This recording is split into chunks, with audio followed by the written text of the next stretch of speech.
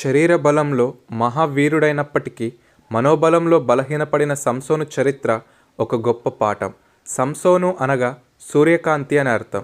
ఇశ్రాయేలీయులు ఫిలిష్తీయుల చేతిలో 40 ఏళ్లు అణచివేయబడిన కాలంలో వారిని విడిపించడానికి దేవుడు స్వయంగా పంపిన వ్యక్తి సంసోను. న్యాయాధిపతుల గ్రంథం 13 నుండి 16 అధ్యాయాల వరకు అతని జీవిత ప్రస్థానం కనిపిస్తుంది. సంసోను పుట్టుకతోనే దేవునికి ప్రతిష్ఠించబడిన వాడు. దేవదూత అతని తల్లికి కనిపించి అతడు నాజీరు చేయబడిన వ్యక్తిగా ఉండాలని, అతని తల మీద మంగలి కత్తి పడకూడదని ఆజ్ఞాపించాడు. దేవుని ఆత్మ అతని మీదికి వచ్చినప్పుడు అతను అసాధారణమైన శక్తిని ప్రదర్శించేవాడు.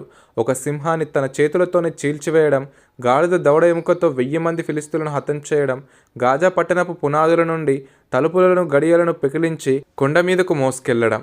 అపారమైన శారీరక బలం ఉన్నప్పటికీ సంసోను తన అంతరంగిక ఇంద్రియాలను జయించలేకపోయాడు.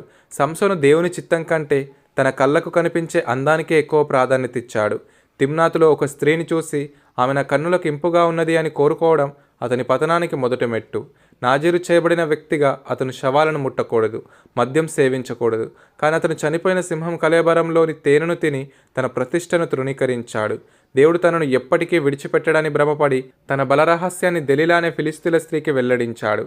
ఆత్మీయ మెలకువ లేకపోవడం వల్ల తన తలపై ఉన్న దైవిక నిబంధన జుట్టును కోల్పోయాడు. దెలీలా అతని జుట్టు కత్తిరించినప్పుడు దేవుని సన్నిధి అతనిని విడిచిపోయింది. ఫిలిష్తీయులు అతన్ని పట్టుకొని కళ్ళు ఉడదీసి సంకెళ్లతో బంధించి గాజాలోని జైలులో విసురురాయి తిప్పే బానిసగా మార్చారు. ఒకప్పుడు సింహంలా గర్జించిన వీరుడు ఇప్పుడు శత్రువుల వినోదం కోసం నాట్యం చేసే స్థాయికి దిగజారిపోయాడు. అయితే అవమానంలో ఉన్నప్పుడు సంసోను పశ్చాత్తాపపడ్డాడు. అతని జుట్టు మళ్ళీ పెరగడం ప్రారంభమైంది. ఫిలిష్తీయులు తమ దేవుడైన దాగోనుకు మొక్కులు చెల్లిస్తూ సంసోనును ఎగతాళి చేస్తున్నప్పుడు అతడు దేవునికి మొరపెట్టాడు. ప్రభువా, నన్నొక్కసారి జ్ఞాపకం చేసుకొనుము అని.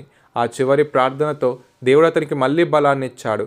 సంసోను ఆ భవన స్తంభాలను కూల్చివేయడం ద్వారా తన జీవితకాలంలో చంపిన వారి కంటే తన మరణ సమయంలో ఎక్కువ మంది శత్రువులను హతం చేశాడు.